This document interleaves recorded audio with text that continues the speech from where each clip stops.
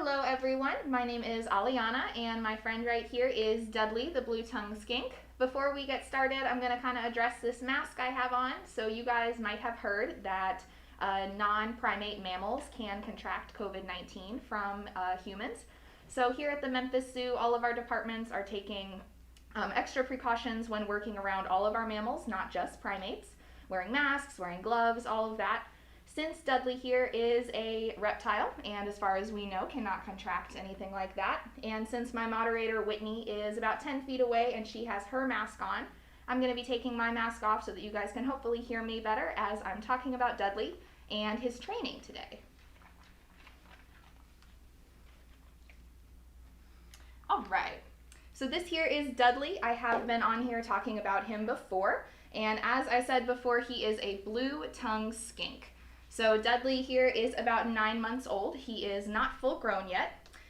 Whitney's popping in here to put on one of our other cameras, but you can still see Dudley. So he is about 9 months old. He's not fully grown yet. When he is fully grown, he's going to be about 2 feet long. There he is.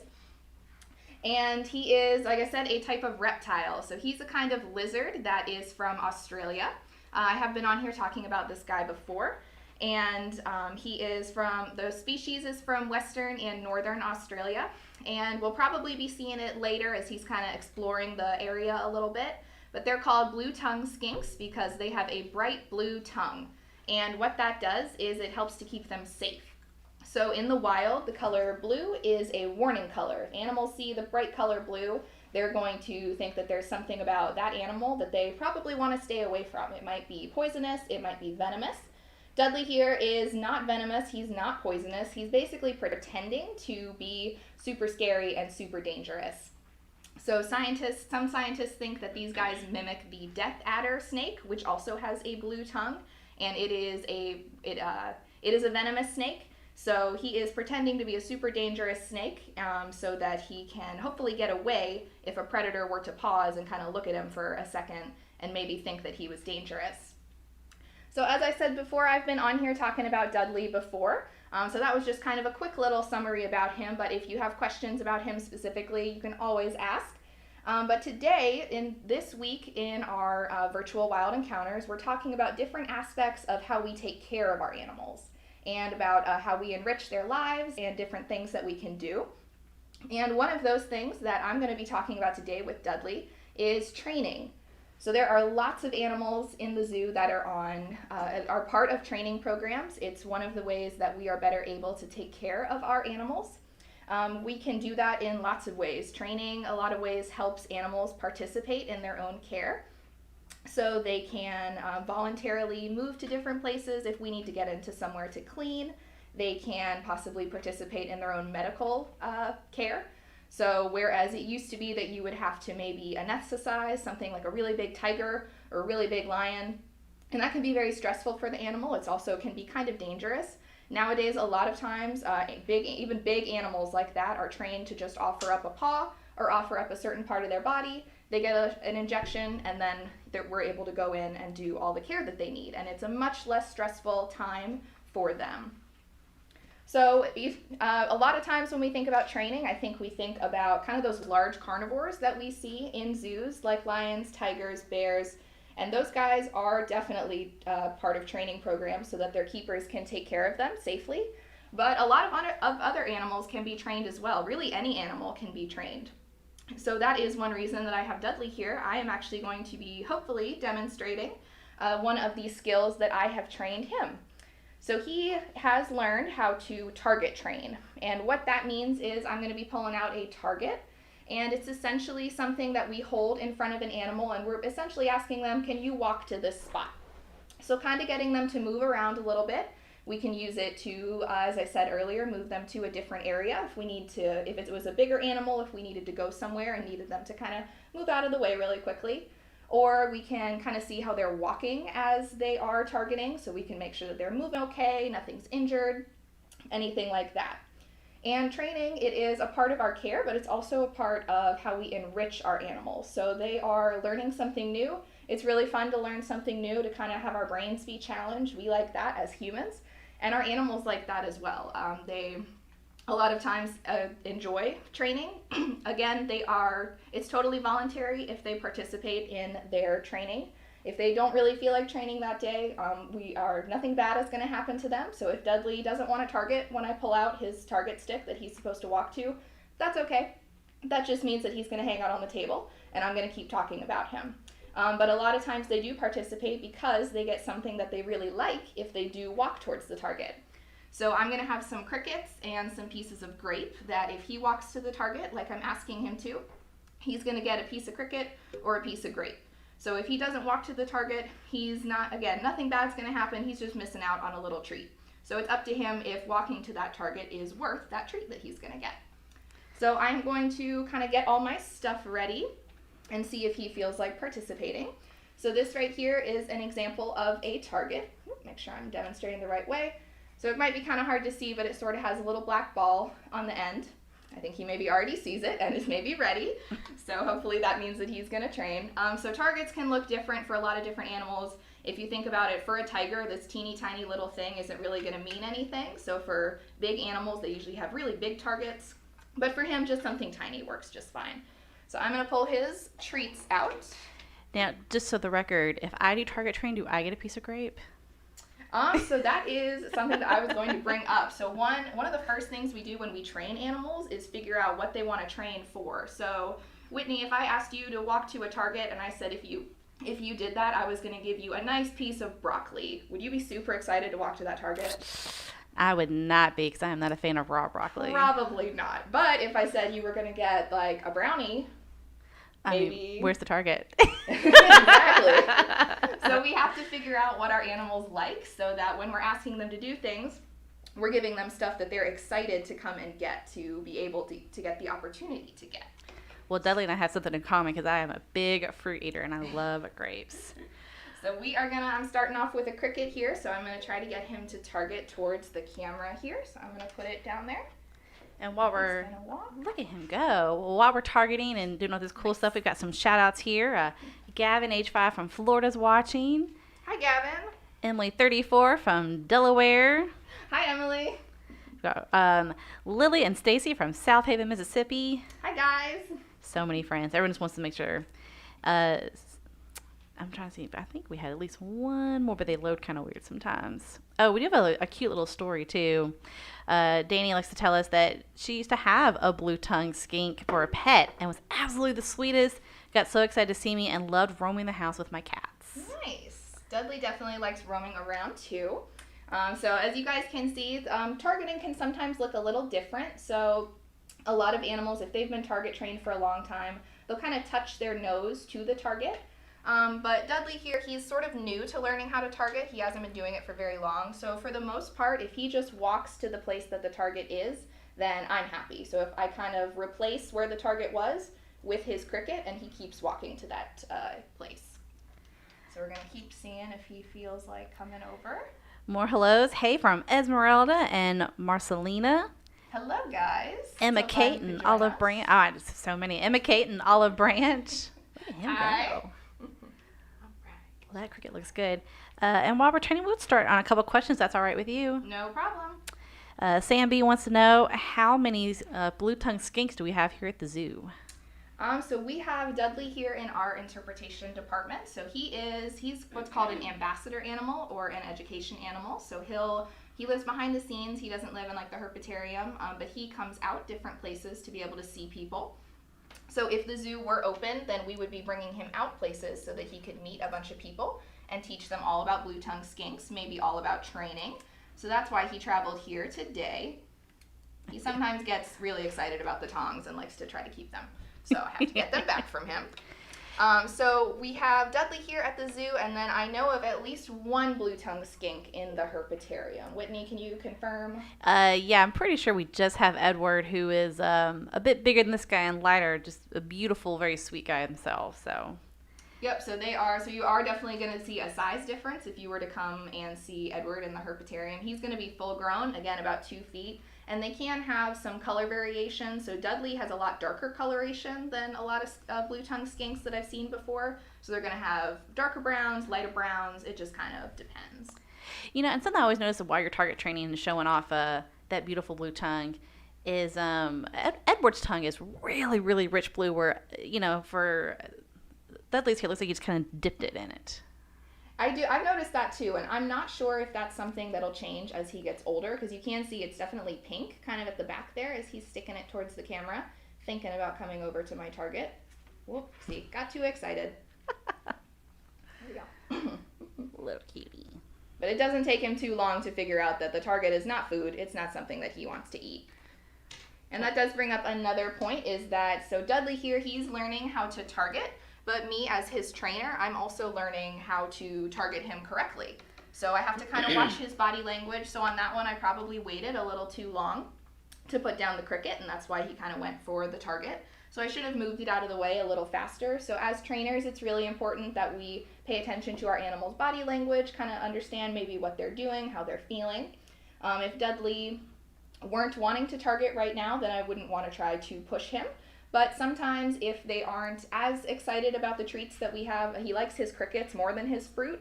So sometimes he doesn't want to walk as far for his fruit. And I kind of have to hold the target a little closer to him. That was a good one. Him go. Nice job. Well, you asked what good treats would get me moving. We discovered it was brownies, everybody. Juan, age 6, wants to know, what is Dudley's best treat to get him moving? Is it crickets or another fun insect? He loves crickets and mealworms. So those are usually the insects that we're going to use. He's an omnivore. So you can see I'm giving him crickets, and then now I have a little bit of grape that I'm going to see if he's interested in. So he eats both meat and vegetables, vegetable matter, so veggies and fruit. Mm-hmm. He also gets baby mice that he eats. Really? Those we don't always use in training, but that would be like a really, really big treat. If he did something really amazing that we were super appreciative of, he could get like a whole baby mouse and be super happy with that. Okay. Caden, age 5, wants to know, how old is Dudley? He is about 9 months old. Last time I was on here, somebody asked me when his birthday was, and I didn't know, but I looked it up, and it is July 24th. So he was born in 2019 in July. Oh, well, happy early birthday. And let's see, that's another, how old? Miss Patty, we do see your question here about the zoo opening up. We don't have a due date at this time to open, but plans are being made. Just keep an eye on our social media. All right. Caleb, age 9, asks, how many species of lizards are there in the world? That is a great question. I am not sure. Dudley here, he is only one species of skink, so there are even several species of skink. We have a few here in Tennessee as well. They're going to be smaller than Dudley. They're definitely not going to be like that 2 feet that he's going to be when he is full grown. But there's a type of skink from around Australia called a prehensile-tailed skink that I've worked with before that looks totally different from these guys. They have a tail that can wrap around stuff. They're all green, no stripes. So there's even a lot of different skink species. So I don't even know if I could count how many lizard species there are. Oh, goodness. Well, Leanna Ritter would like to know, aside from grapes and crickets, what else does Dudley like to eat? And mice, of course. Good question. So he does he gets his bugs pretty much every day. And then we have his grape as a treat. And he also gets a salad. So he gets greens that are nice and healthy for him. He gets vegetables in that salad. And all of our reptiles' food we dust with something called calcium powder. They can get a type of bone disease if they don't have enough calcium. So we make sure that that's on all of the food that they get to try to prevent that from happening. Oh, that's good to hear. You got a shout out here from Marlena. Woo! Aliana. Hi, Marlena. All right. So explain here, when we talk about these things, you talk about target practice and things. What, aside from just a fun little game for him, is there any other practical reasons why you'd want him to do a target training or any other type of training you work with him? Yeah, so with Dudley specifically, so I was saying there's a lot of different reasons that we will target train our animals. For animals who live on exhibit, there will be different reasons for that. Do you want to maybe come over here? There will be different reasons for that. So for him, target training is kind of the first step in training him to hopefully be able to voluntarily participate in educational programs that he does. So since he's an ambassador animal, he comes out of his enclosure to be able to do things like that. So we're working on kind of using targeting to hopefully get him to be able to maybe walk onto my hand or walk onto something like this. And he's hopefully going to learn that that means that he's going out on a program. So right now, again, we do look at their body language. So if he were to seem super stressed that day, we wouldn't bring him out on a program. But this is a really nice way for us to be able to tell if he wants to go out on a program, if he kind of wants to get a change of scenery, go see something new. Animals can like that. It can be very enriching to go to a new place that they don't usually get to see. So you have a bunch of different smells. Since he smells with that blue tongue, if he's out and meeting a bunch of different people that are coming in, then that's a lot of new smells. It's a lot of cool things that he doesn't usually get to smell. So targeting was sort of the first step in that, and just sort of getting him sort of used to the idea that if we ask him to do something, then, as I said, he'll get a treat if he does it. So sort of him learning that in kind of an easy way. Okay. And we have our friend here, Brian, age 6. Would a skink be a good pet? That is a good question. So lizards can be really great pets. They can be really rewarding. They do need, any reptile though, needs a lot of really special care. So they need specific heat lamps, since they aren't able to keep their bodies warm all by themselves. They need to have their places where they live be really, really warm. So they do need to have those heat lamps for sure. And then again, they have very specific diets that they need. So each animal is going to be different in what it needs and things like that. So it's always good. We like to say, do your research before you get any kind of pet. It could be a cat, it could be a dog, something a bit more advanced like a lizard or an invertebrate or something. You definitely want to do a lot of research, kind of figure out what they need. Well, we have some friends joining in. Let's do that introduction just one more time. Definitely. So this is Dudley, and he is a blue-tongued skink. He is not full grown yet. He's about 9 months old, and he is called a blue-tongued skink. You guys might have been able to see he has that bright blue tongue. And what that does is that helps him to scare predators that might be trying to eat him if he were out in the wild. So blue in the wild is a warning color. We think it's a really pretty color.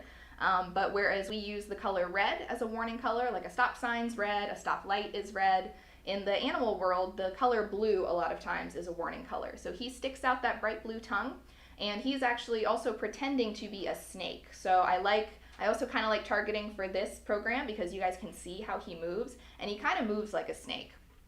So he has pretty short little legs. These guys mostly live in burrows. They're not tree climbers. Their legs are way too short for that.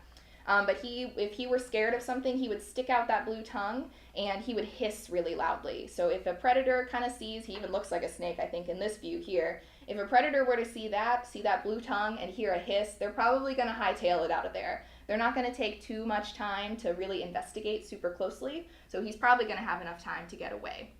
And these guys are originally from Australia. That's where they can be found in the wild. Okay. And we've got another friend here, Maya, age 9, is so excited that Dudley and her dad share the same birthday. Oh, how cute. So happy early birthday to Amaya's dad. I know, and so we're getting a lot more questions here. We've got Donna and Zoe, age 10. Just want a little bit more, like, what is exactly an ambassador animal and an ambassador program? Yeah, definitely. I love that question.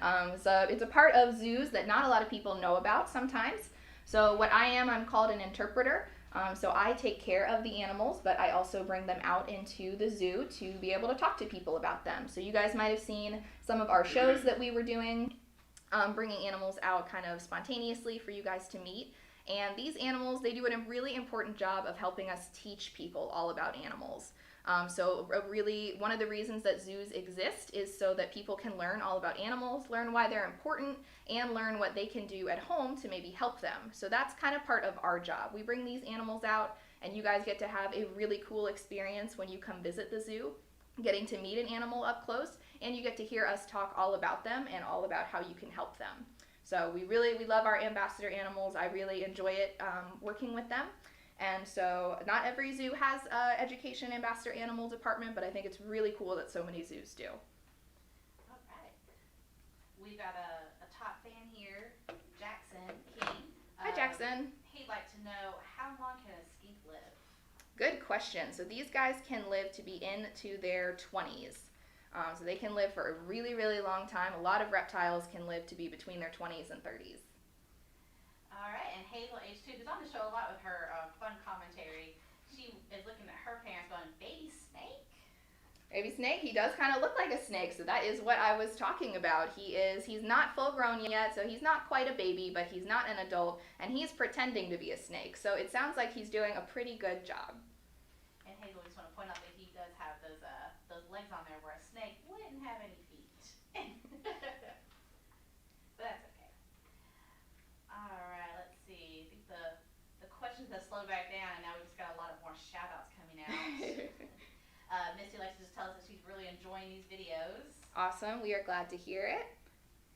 And Emily, thank you for being so amazing, taking such great care of your critters during this crazy time. Thanks, Emily. So one age 6 wants to know if he has floor time like his guinea pigs to roam around. Ooh, good question. Yeah, so a lot of our animals, we will kind of give them an opportunity to sort of crawl around and explore a new space. For our snakes, we have a kind of a climbing board that has like pegs sticking out that they get to climb on. I think you guys might be seeing that later this week, actually. Little sneak preview. So sometimes we'll put Dudley down. Sometimes we give him stuff to crawl through, like maybe some balled up newspaper, some different kind of substrate that he can crawl in. We might hide some mealworms in there that he sort of has to search through and forage in. But yeah, anything new that we can give our animals is a form of enrichment. So it's something that they don't always get every day, and a lot of times they really like it, and it helps to make sure we're taking excellent care of them and that they are in good health. And Gamer09 on YouTube missed this answer, but he wants to know, what is his favorite food again? Yep, so it is, I'd say mealworms and crickets are the favorite. He does, if we're talking vegetables or fruit, definitely fruit is preferred over vegetables. That's why he's getting some grapes right now. We're going to see if he'll target one last time, maybe. And then he also gets baby mice in his diet. I think he's coming to the wrong thing. What do you think? Very nice. There So he goes. like the rest of us get a little tired after so much target training. Slowing down a little bit. He's also pretty small, so I don't really know how many crickets it takes for him to get kind of full. That's fair. Well, he's doing a great job. Aside from target training, what other training do you think you would do with Dudley in the future? Yeah, so I was talking about how we're maybe going to try to get him to walk either right onto our hand or onto something, kind of, we call it a station, if an animal walks onto something and then stays there. So getting him to station on something that we would then be able to take out of his enclosure to bring him someplace like this studio that we film in, or out to the zoo to meet people, or maybe to a school if we were going to go travel. So we're going to maybe try to do that pretty soon.